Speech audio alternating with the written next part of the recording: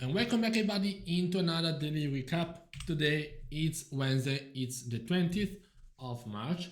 And of course the main event of today is going to be the FOMC, which is coming in more or less 1 hour. But I'm not going to be looking at it because my day is over, my trading day is over. And we're going to have a look at what happened today on the different pairs just before the actual FOMC. As you can see, we are starting from GBPJPY. We had some news at the 8th, which was some CPI for the actual GBP, PPI, CPI, yada yada yada, and I mean didn't give too much of an impact. Something like super trendy, super clear. When I came to the chart at the start of the London session, I saw this possible correction because I saw this this inability to break above after this move up, giving me the idea that okay, maybe the price is not really, the news was not digesting in a way that would make the price trend in a specific direction for maybe the remainder of the session or whatever. So having these sort of PSAs, this is what I was looking at. So I was looking for something above these highs or something below these lows. And we're going to see that I was looking at it on GBPUSD mainly, but you can see how even on GBPJPY, price correcting and making new higher, lower highs and lower lows, would have given us this trade idea with the price breaking below. We still have this range to fill. Even in the worst case scenario, we have our 10 pips of profits. And but yeah, we'll go to around 17.15. So this would be the breaker retest that would give us a winning trade. After that, going into New York, not really much happening. As you can see, my possible trade idea was this one. So price breaking above these highs over here, but not very convincingly, will only go around maximum 10 pips. Yeah, and it will go only like 10 pips, not anymore. And you can see prices might be breaking above now, but you can see that the price action is not that clean. Yes, we are seeing this sort of support holding on, so that could be a possible buy area that will work multiple times, but not really my style. On gold instead, this is where I took my only trade because that's the only trade that got activated, but I also got here.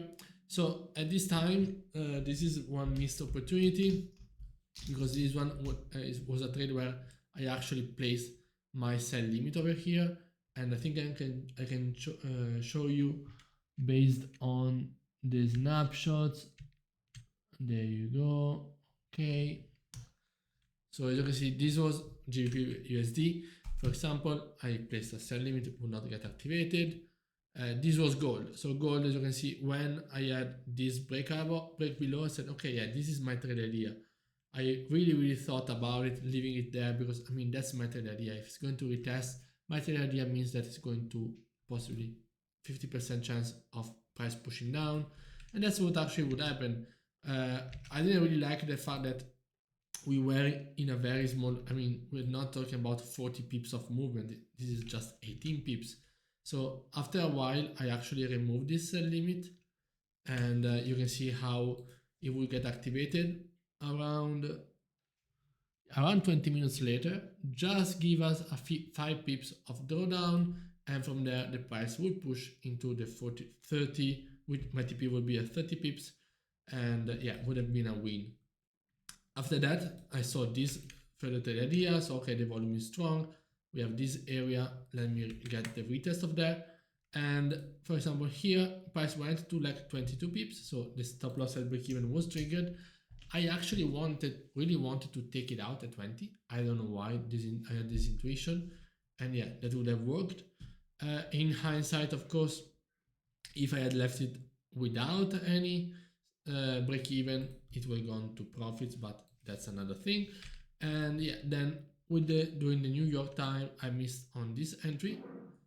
Very sharp, but will be absolutely perfect entry, which will go to 26 pips. And yeah, then during New York, even this breakout, unless I was looking at it really close and maybe on the 20-tick chart, that would not be, on the 20-tick chart, it's a very clean entry, but on the 1 minute, that was not that easy and to see. Possible correction, and then yeah, the bounce, if I had left a possible area over there, this one would have been a possible break even.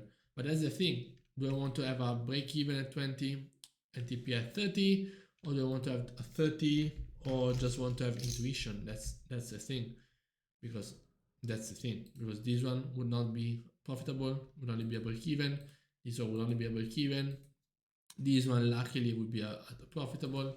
So that's something, this one would be a break even or possibly a loss. So that's one thing that I really need to understand. Now going on GBPUSD, as you can see, this was my trade idea, the one that I showed you, the first. Actually, this one should have been and could have been more than should.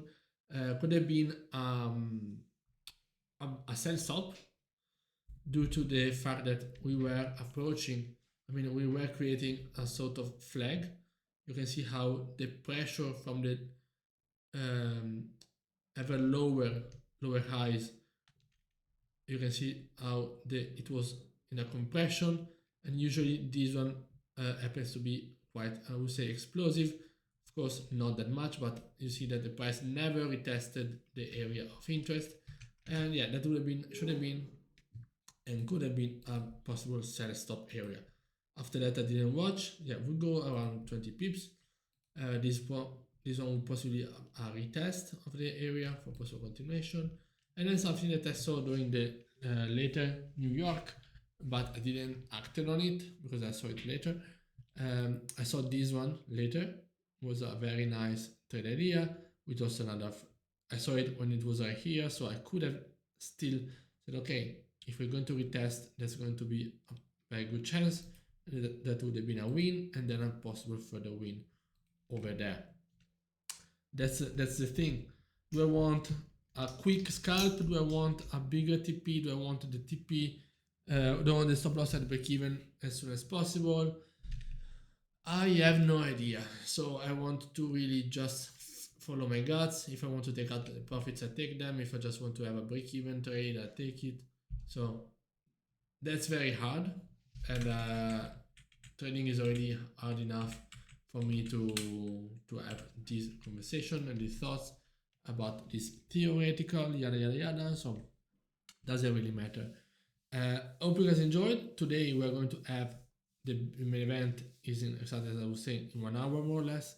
The interest rate decision, FOMC, but I won't be able to follow that. So I hope you enjoy the rest of your day. See you tomorrow.